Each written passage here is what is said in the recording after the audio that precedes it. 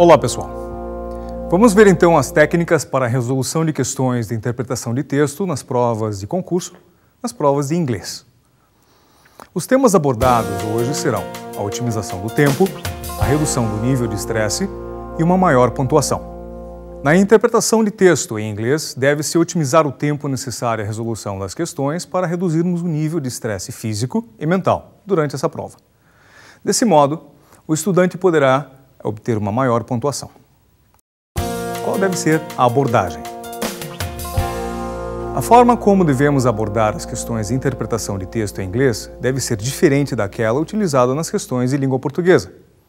Lembre-se, os dois idiomas são distintos, com estruturas e formas específicas e peculiares.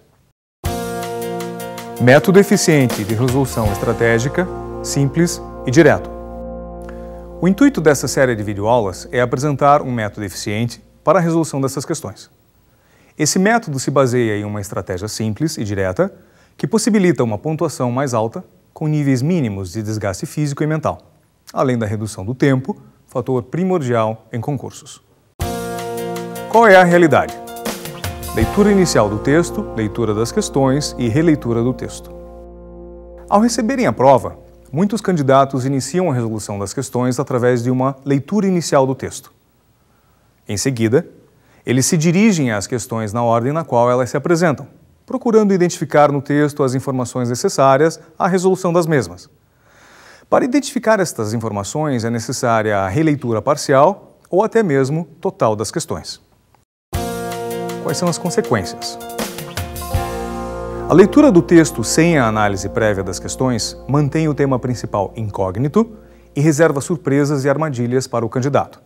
Além disso, a resolução das questões na ordem na qual elas se apresentam pode levar alguns candidatos a perderem um tempo precioso, pois essas questões não estão necessariamente na mesma disposição e ordem das informações inseridas no texto, o que leva o candidato a reler, sem necessidade, certos trechos do texto. As armadilhas quanto ao conteúdo e, principalmente em relação ao tempo, são criadas, aprisionando muitos candidatos na hora da resolução da prova. Qual é o objetivo? Maior pontuação possível. Lembre-se, o objetivo da leitura do texto em inglês nas provas de concurso não é o de entretenimento ou conhecimento, mas o de obtenção da maior pontuação possível. Qual deve ser a nossa estratégia, então? 4 são os passos para a resolução da prova. Ler as questões em primeiro lugar, antes mesmo da leitura do texto. Identificar o tipo das questões, cada uma delas deve ser identificada.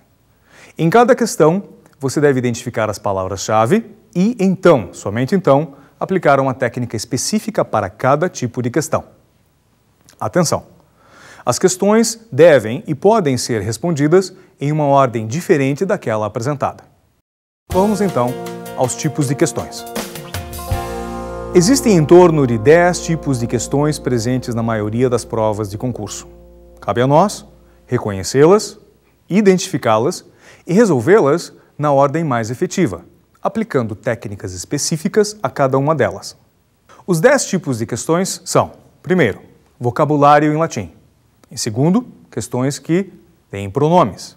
Em terceiro lugar, vocabulário anglo-saxão. Em seguida, tema central, perguntas WH, localização, interpretação propriamente dita, interpretação segundo o autor, exceções e casos especiais. Vejamos agora cada tipo de questão em separado, identificando suas principais características e a estratégia recomendada para resolver cada uma delas. Questão tipo 1. Vocabulário em latim. Quais são as características destas questões? A palavra na questão é latina. Logo, nós temos uma equivalente em português. As alternativas, elas podem estar em latim também ou em anglo-saxão. Qual deve ser a estratégia recomendada, então? Conhecendo o significado da palavra-chave em português, analise as alternativas e escolha a correta. Mas caso você não a conheça, então, pense, existem normalmente 2 ou 3 delas que são absurdas. Identifique as alternativas mais prováveis. Vá ao texto, leia a sentença indicada na questão na qual o vocábulo se encontra escolha a alternativa que substitua a palavra-chave sem alterar o contexto. Questão tipo 2. Pronomes. Quais são as características dessas questões? A palavra-chave pode ser um pronome sujeito, que é aquele elemento responsável pelo verbo principal da frase. São eles: I, you, he, she, it, we, you and they. A palavra-chave também pode ser um pronome objeto, que é o complemento do verbo. São eles: me, you, him, her, it, us, you and them. A palavra-chave da questão também pode ser um pronome reflexivo, que é o complemento de um verbo que se refere ao próprio sujeito. São eles: myself, yourself, himself, herself, itself, ourselves, yourselves, themselves. A palavra-chave também pode ser um pronome possessivo, que é a palavra que substitui algo que pertence a alguém. São elas: mine, yours, his, hers, its, ours, yours and theirs. A palavra-chave pode ser também um pronome relativo.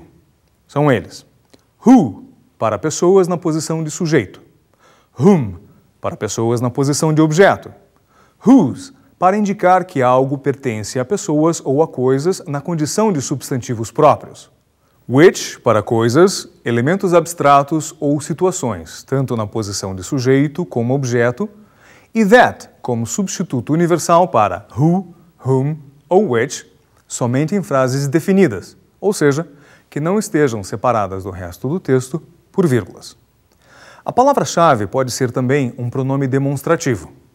This, para um elemento no singular próximo